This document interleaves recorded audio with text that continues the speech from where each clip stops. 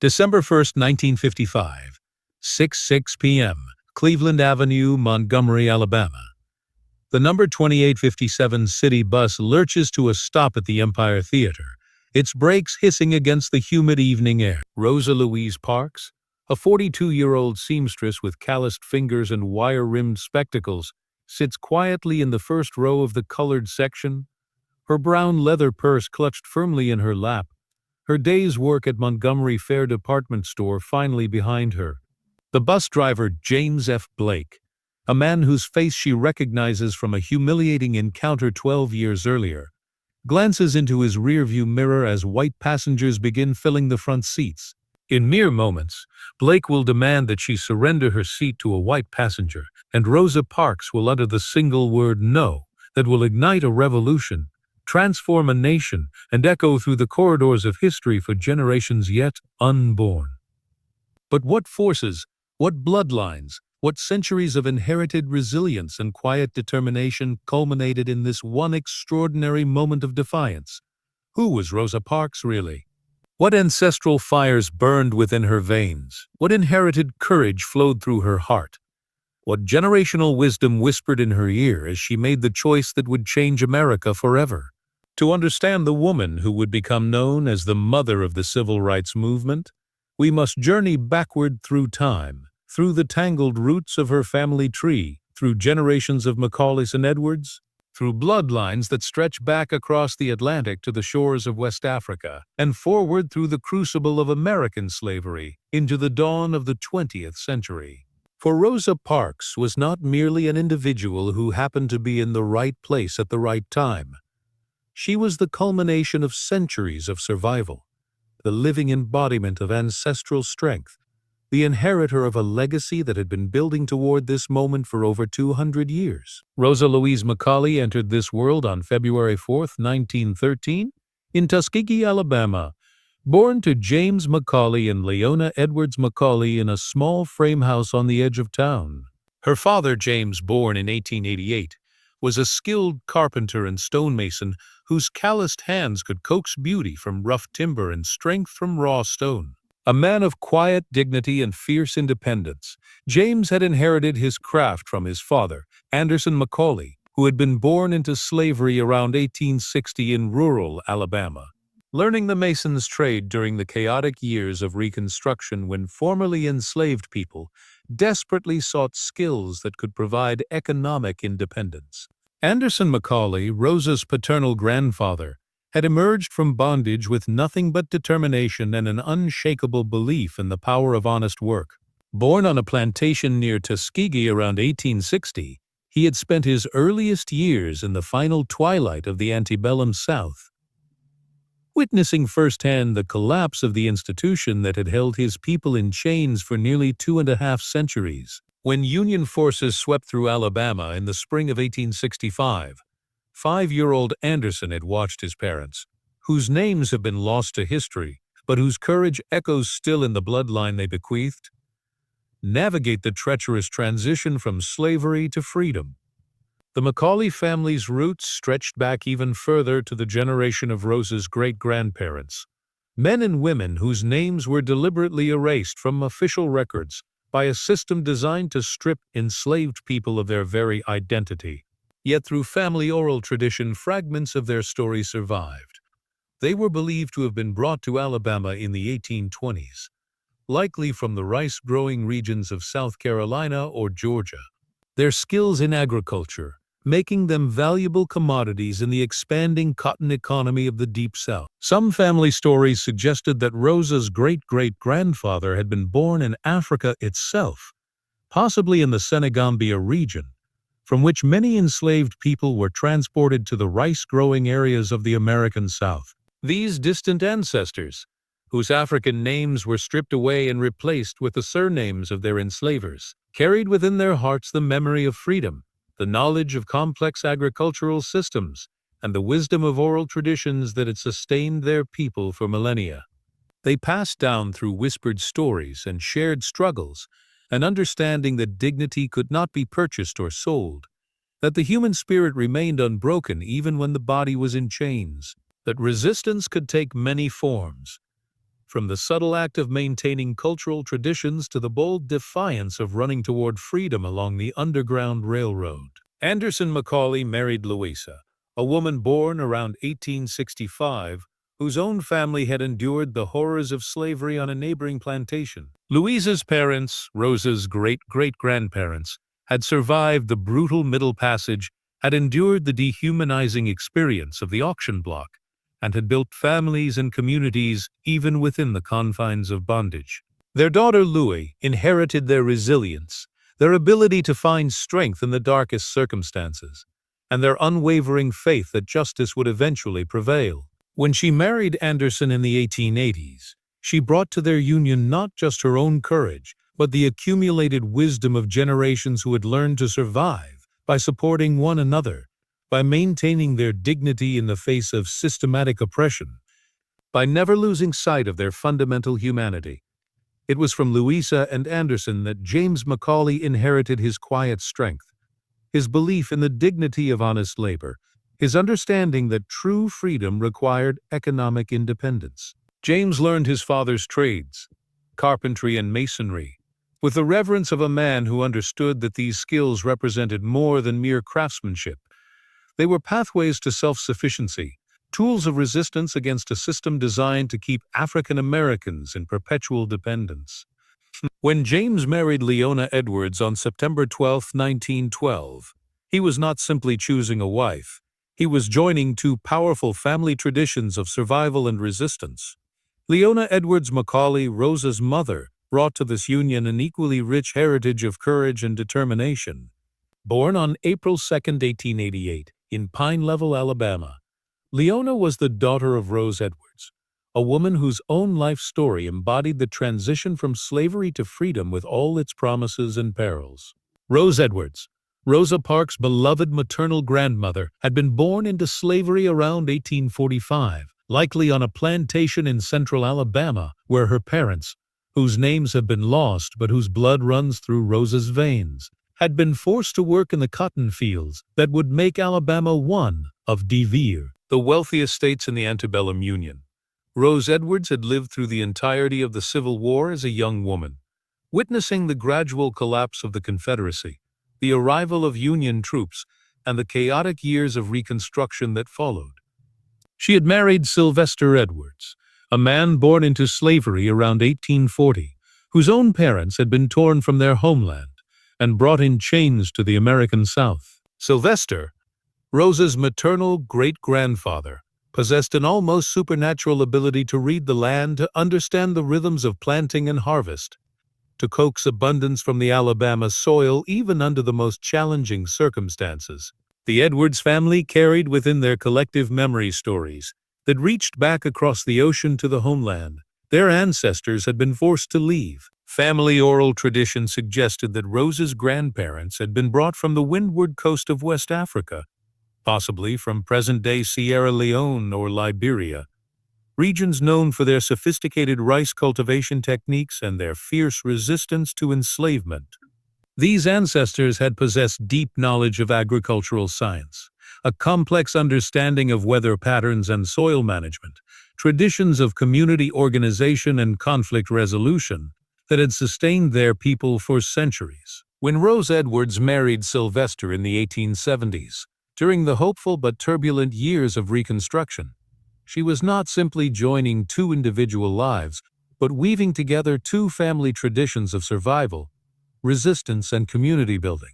Together they would raise their children, including Leona, Rosa's future mother, with an understanding that education and self-reliance were the keys to true freedom, that knowledge was a form of wealth that could never be stolen, that the community's children belonged to everyone and must be protected at all costs. It was Rose Edwards who would become perhaps the most formative influence on young Rosa's developing character. Born in 1913, Rosa spent much of her early childhood in the care of her maternal grandmother, while her parents worked to support the family. Rose Edwards, known to Rosa as Grandmama, was a woman of extraordinary strength and wisdom who had witnessed the transformation of the American South from a slave society to a region struggling to define itself in the post-Civil War era. She had seen the brief promise of Reconstruction, when African Americans served in state legislatures and Congress, when public schools were established for black children, when it seemed possible that true equality might emerge from the ashes of slavery. But Rose Edwards had also witnessed the brutal backlash of the 1880s and 1890s, when white supremacist groups systematically dismantled the gains of Reconstruction, when Jim Crow laws codified racial segregation, and when lynching became a tool of terror designed to keep African Americans in their place. She had lived through the establishment of sharecropping systems that trapped formerly enslaved people in cycles of debt and dependence, through the passage of black codes that severely restricted African American freedom of movement and economic opportunity, through the rise of the Ku Klux Klan and other terrorist organizations dedicated to maintaining white supremacy through violence and intimidation. Yet through all these trials, Rose Edwards had maintained her faith in justice, her belief in the inherent dignity of all people, her conviction that the arc of history bent toward freedom. She passed these beliefs on to her granddaughter Rosa through countless conversations on the front porch of their Pine Level home, through stories that connected Rosa to her ancestral heritage, through lessons about standing up for what was right, even when the cost was high. Rose Edwards taught Rosa that courage was not the absence of fear, but the decision to act despite fear, that true strength came not from physical power but from moral conviction, that the struggle for justice was not a sprint but a marathon that required patience, persistence, and unwavering faith. Leona Edwards Macaulay, Rosa's mother, inherited all of her mother's strength and added to it a passion for education that would profoundly shape Rosa's worldview. Born in 1888, Leona had been among the first generation of African American children in Alabama to have access to formal education, attending the small rural schools established by missionary organizations and the Freedmen's Bureau in the years following the Civil War. Despite limited resources and constant threats from white supremacist groups who opposed African American education, Leona had excelled in her studies, developing a love of learning that she would pass on to her children. Leona became a teacher herself, one of the relatively few African American women of her generation who were able to pursue professional work outside of domestic service or agricultural labor. Teaching in the segregated schools of rural Alabama required enormous courage and dedication. The schools were underfunded, overcrowded, and often housed in churches or other makeshift facilities. Teachers like Leona worked for salaries that were a fraction of what their white counterparts received, yet they understood that they were engaged in revolutionary work, preparing a generation of African American children to claim their rightful place in American society. The lessons that Leona taught in her classroom were revolutionary in their own right. She taught her students that they were intelligent and capable, that their history was rich and worthy of pride, that education was a pathway to freedom that no one could block. She encouraged her students to read everything they could get their hands on, to ask questions about the world around them, to never accept that, because that's the way things are, was an adequate explanation for injustice. These same lessons she brought home to her daughter Rosa, creating a household where intellectual curiosity was encouraged, where current events were discussed and debated, where the fight for civil rights was understood as both a personal responsibility and a family tradition. The marriage of James and Leona Macaulay represented the union of two family traditions that had been forged in the crucible of American slavery and tempered by generations of struggle for dignity and freedom. James brought to their relationship the craftsman's understanding that true independence required economic self-sufficiency, that honest work performed with skill and pride was a form of resistance against systems designed to exploit African American labor. Leona brought her family's commitment to education, their belief that knowledge was power, and their understanding that the battle for civil rights would ultimately be won in the minds and hearts of the American people. When Rosa Louise Macaulay was born on February 4, 1913, she entered a world that was still defined by the rigid racial hierarchies of the Jim Crow South, but she also inherited from both sides of her family tree a legacy of resistance, survival, and quiet heroism that had been building for generations. Her birth occurred just as the Great Migration was beginning to reshape American demographics, as hundreds of thousands of African Americans left the rural South in search of better opportunities in northern cities. Yet the Macaulay family chose to remain in Alabama, committed to the communities where their roots ran deep, determined to fight for change from within the heart of the system they sought to transform.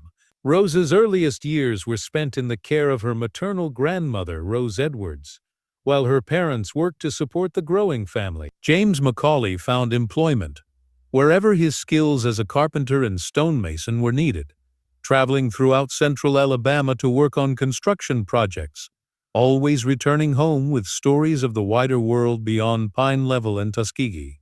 His work brought him into contact with African American men who had served in World War I, who had seen Europe and experienced societies where racial segregation was not enshrined in law, who returned to Alabama with new ideas about what freedom might look like.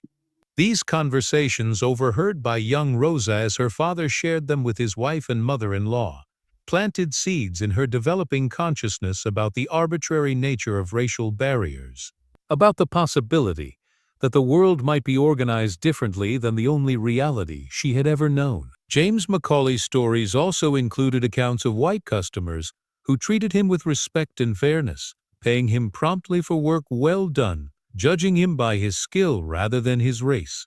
These experiences taught Rosa that not all white people were enemies, that individual character mattered more than racial identity, and that building bridges across racial divides was both possible and necessary.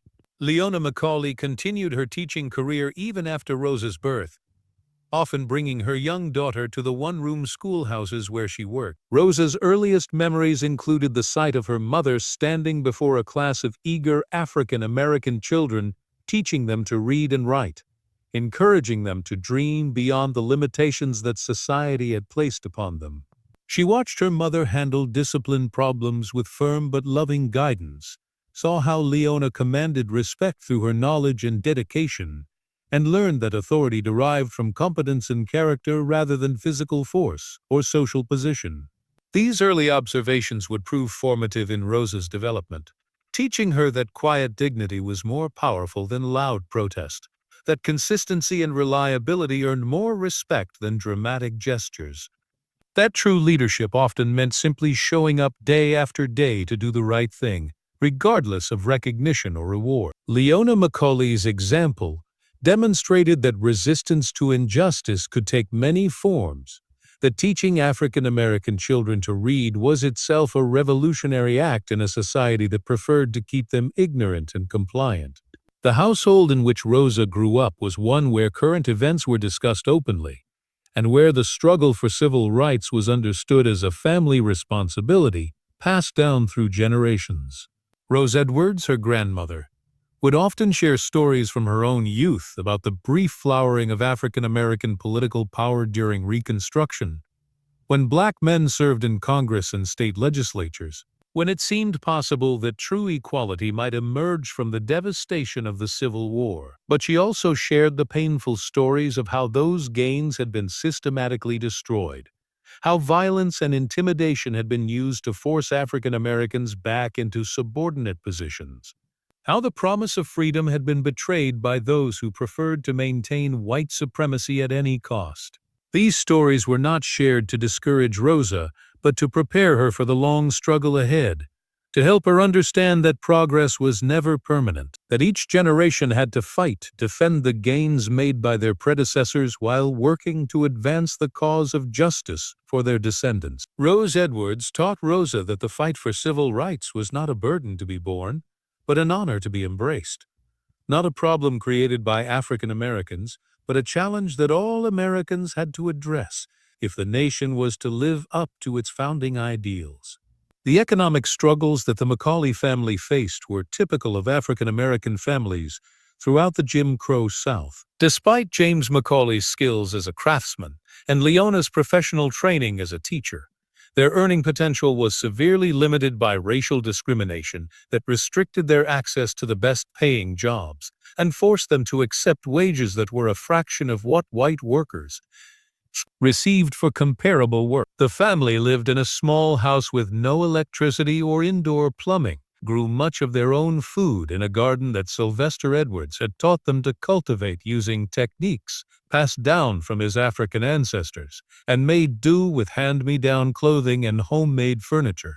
Yet even in the midst of economic hardship, the Macaulay household was rich in the things that mattered most: love, learning, and a deep sense of connection to both their ancestral heritage and their community responsibilities. Rosa grew up surrounded by books, newspapers, and magazines that her mother collected from the schools where she taught, creating a home environment where reading was both entertainment and education. Family conversations ranged from discussions of local events to debates about national politics, from analysis of biblical passages to speculation about scientific discoveries, creating an atmosphere where intellectual curiosity was encouraged and critical thinking was developed.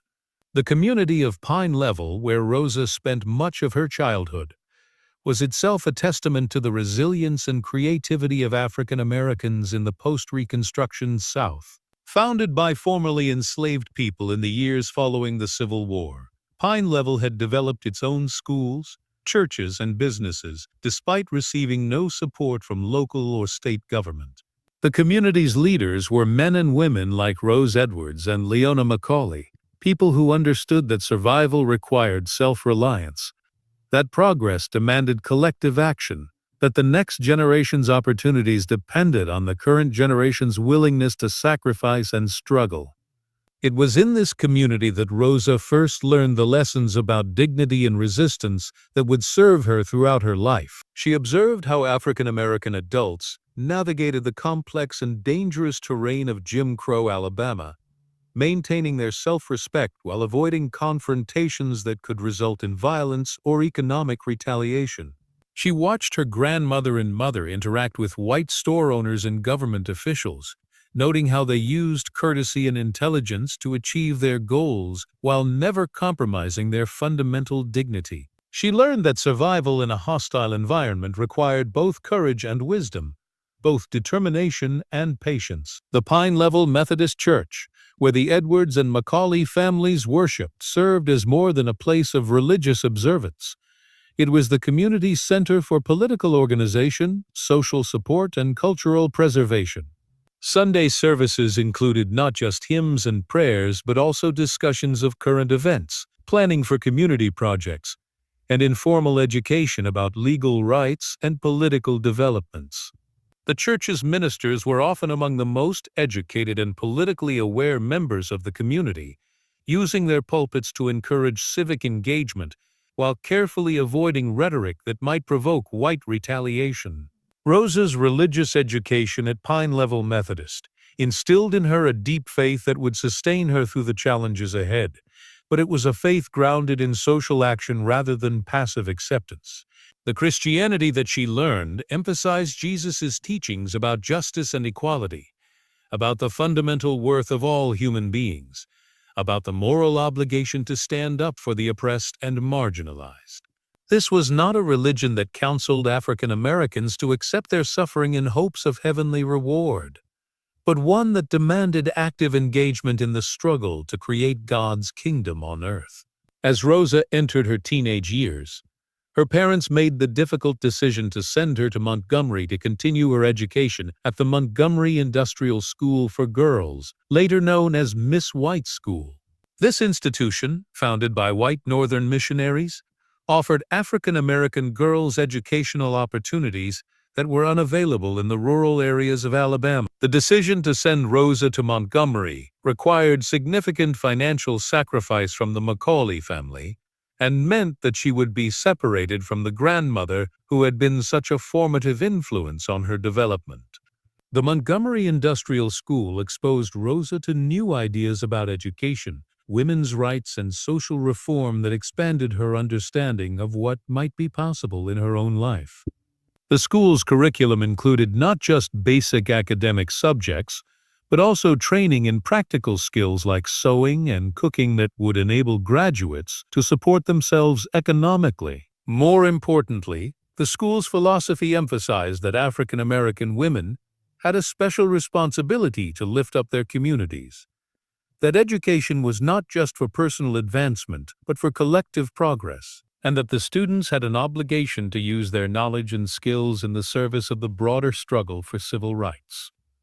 The teachers at Montgomery Industrial School were women who had dedicated their lives to the cause of African American education, often at considerable personal cost. Many were white Northern women who had come south despite social ostracism and physical danger, motivated by their belief in racial equality and their commitment to social justice. Others were African American women who had managed to obtain college educations despite enormous obstacles. Women like Rosa's mother, who understood that teaching was both a profession and a calling. From these teachers, Rosa learned that interracial cooperation was possible, that there were white people who were genuinely committed to racial justice, and that the fight for civil rights required allies from all backgrounds. During her years at Montgomery Industrial School, Rosa also began to develop her skills as a seamstress, a talent that would provide her with economic independence throughout her adult life, and that connected her to a long tradition of African American women who had used their needlework skills to support their families and communities. Sewing was more than just a practical skill. It was an art form that allowed for creative expression, a source of pride and accomplishment, a way of contributing to the beauty and dignity of everyday life, even in the midst of poverty and discrimination. The precision and patience required for fine needlework would prove to be excellent training for the kind of sustained, careful activism that would characterize Rosa's later involvement in the civil rights movement. Just as creating a beautiful garment required attention to detail, persistence through frustration, and the ability to envision the finished product even when working with raw materials. Building a movement for social change required the same qualities of dedication, perseverance, and faith in ultimate success. Rosa's education was interrupted by family responsibilities when her grandmother, Rose Edward, became ill and needed care. This interruption was typical of the challenges faced by African American families, where economic necessity often forced young people to sacrifice their own educational opportunities to support older family members. Yet the months that Rosa spent caring for her beloved grandmother provided a different kind of education. An intensive course in the history and wisdom of her people delivered through the stories and memories of a woman who had lived through the transformation of American society from slavery to freedom.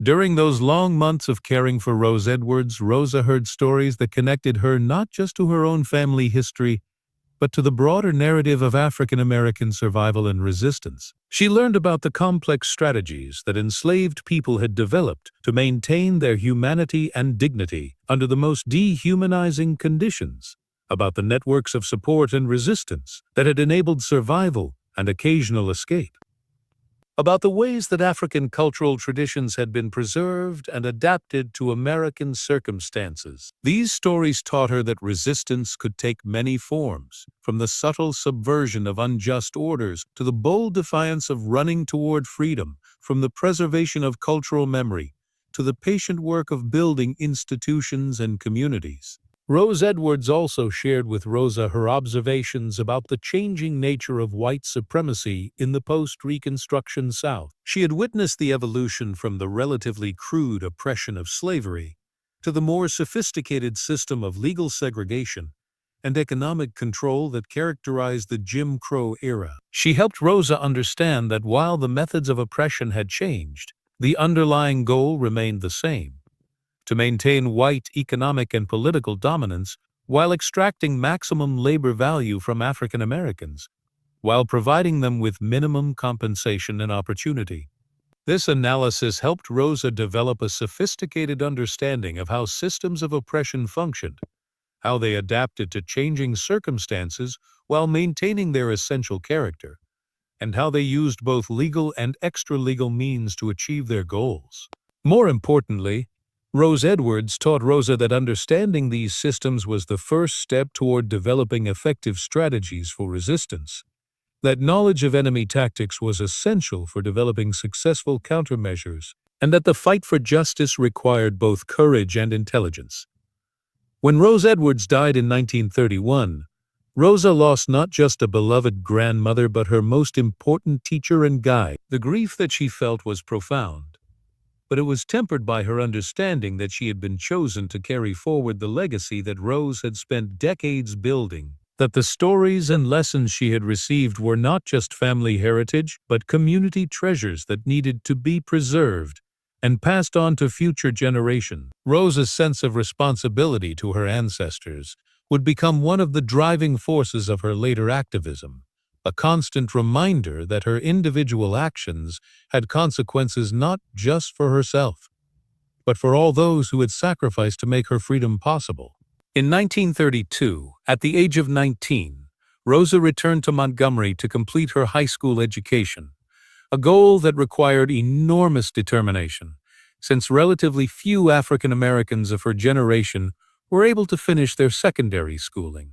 Her decision to continue her education, despite the economic pressures facing her family, demonstrated the influence of her mother's teachings about the importance of learning, and her own emerging understanding that knowledge would be essential for the challenges ahead. The Montgomery to which she returned was a city in transition, still rigidly segregated but beginning to show signs of the economic and social changes that would eventually challenge the foundations of white supremacy. It was during this period that Rosa met Raymond Parks, a young man whose commitment to civil rights activism would profoundly influence her own political development. Born in 1903 in Wedowee, Alabama, Raymond Parks came from a family background similar to Rosa's.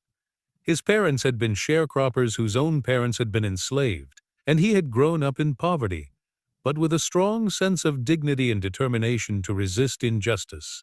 What set Raymond apart was his early involvement in political activism, particularly his work with the Alabama chapter of the National Association for the Advancement of Colored People and his support for the Scottsboro Boys, 9 African American teenagers who had been falsely accused of rape, in a case that became a symbol of Southern injustice. Raymond Parks represented a new generation of African American men who were willing to challenge white supremacy more directly than their fathers and grandfathers had been able to do. He understood that the legal and political strategies developed by organizations like the NAACP offered new possibilities for attacking the foundations of segregation, that the growing political power of African Americans in northern cities was creating opportunities for Southern activists, and that the changing national and international context was making it increasingly difficult for the South to maintain its system of racial oppression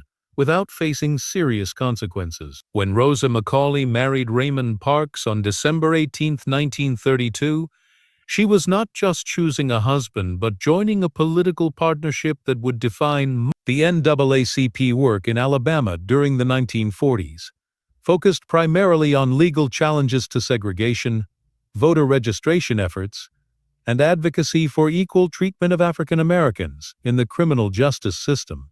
These activities were extremely dangerous. NAACP organizers faced constant threats of violence, economic retaliation, and legal harassment from white supremacist groups and sympathetic local officials. Rosa's involvement in this work required her to develop skills in operating under conditions of extreme stress and danger, in maintaining security while building networks of support, and in persevering through disappointment and setback while maintaining faith in ultimate victory. One of Rosa's most important responsibilities as NAACP secretary was documenting cases of racial violence and discrimination that could potentially be used in legal challenges or appeals to federal authorities. This work brought her into contact with African American women who had been sexually assaulted by white men, with families whose breadwinners had been murdered by lynch mobs, and with students who had been denied educational opportunities because of their race. The stories that Rosa heard and documented during these years provided her with a comprehensive understanding of how white supremacy functioned, not just as an abstract system, but as a daily reality that destroyed lives, shattered families, and crushed dreams. Yet Rosa also witnessed during these years the extraordinary courage and resilience of ordinary African Americans who refused to be broken by the system designed to destroy them. She met women who had walked miles to vote despite threats of violence, men who had started businesses despite discriminatory lending practices, and young people who had pursued education despite inadequate schools and hostile communities. These encounters taught her that resistance was not limited to dramatic acts of defiance, but included the countless daily decisions that African Americans made to maintain their dignity, support their families, and build their communities despite enormous obstacles. The experience of working with the NAACP also introduced Rosa to a broader network of civil rights activists throughout the South and the nation, people who were developing new strategies for challenging segregation and discrimination. Through correspondence and occasional meetings, she learned about the legal strategies being developed by lawyers like Thurgood Marshall, about the organizing techniques being pioneered by activists like Ella Baker, about the philosophical approaches being articulated by intellectuals like W.E.B. Du Bois and A. Philip Randolph. This exposure to national civil rights leadership helped Rosa understand that the struggle in Montgomery was part of a much larger movement, that local activists were not alone in their efforts, and that resources and support were available from organizations and individuals throughout the country. By the early 1950s, Rosa Parks had become one of the most respected and trusted civil rights activists in Montgomery, known for her reliability, her discretion, and her unwavering commitment to the cause of justice. Her work with the NAACP had given her extensive experience in community organizing, legal advocacy, and political strategy. Her employment as a seamstress at Montgomery Fair department store provided her with economic independence and a platform for observing daily interactions between African Americans and white authorities. Her marriage to Raymond Parks had surrounded her with a network of like-minded activists who shared her commitment to challenging segregation through both legal and direct action. All of these experiences, her childhood exposure to stories of ancestral resistance, her education about the history and strategies of white supremacy, her training in the theory and practice of civil rights activism, her daily observations of how segregation functioned in the lives of ordinary people, had prepared Rosa Parks for the moment when history would call upon her to act. The decision she would make on that Montgomery bus on December 1, 1955, was not a spontaneous act of individual defiance, but the culmination of centuries of inherited wisdom, decades of careful preparation, and years of strategic thinking about how to challenge an unjust system.